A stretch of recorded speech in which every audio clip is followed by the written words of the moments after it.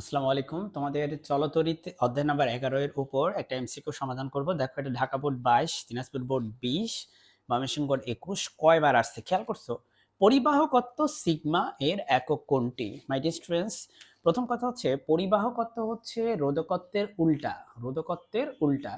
তুমি বলতে পারো স্যার রোধকত্ব কি? দেখো আমরা জানি যে R ইকুয়াল টু হচ্ছে rho into L by A, যেখান থেকে আমরা বলতে পারি যে রো ইকুয়াল টু হচ্ছে হবে আর এ বাই এল। আমরা যদি এখান থেকে রো লিখি, রো ইকুয়াল টু হয়ে যাবে আর এ by L.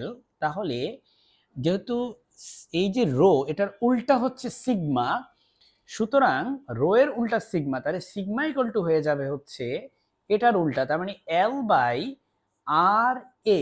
L by R A. এখন খেয়াল করো, সিগমা ইকুয়াল টু হচ্ছে এল বাই আর এ, তাই না? যদিও তুমি এটা মুখস্থ বসায় দিবে অ্যান্সারটা, কিন্তু আমি তোমাকে একটু ভেঙে ভেঙে দেখাচ্ছি। Sigma equal to L by R A. এখন বলো তুমি যে আর এর একক কত? আর হচ্ছে রোধ, রোধের একক হচ্ছে ওম, রোধের একক হচ্ছে ওম। সো এখানে তুমি ওম লেখো।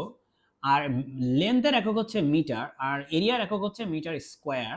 সুতরাং মিটার দিয়ে মিটার কাটা গেলে এটা হবে 1 by ohm metre. Ohm metre হচ্ছে আসলে রোধকত্বের একক। হ্যাঁ, সো 1 বাই ওম মিটার মানে কি? ও 1 বাই ওম মিটার মানে হবে এখানে যে যদি উপরে তোলো তাহলে এটা হয়ে যাবে ওম ইনভার্স, আর মিটারকে উপরে তুললে হয়ে যাবে মিটার ইনভার্স। বুঝতে পারছো?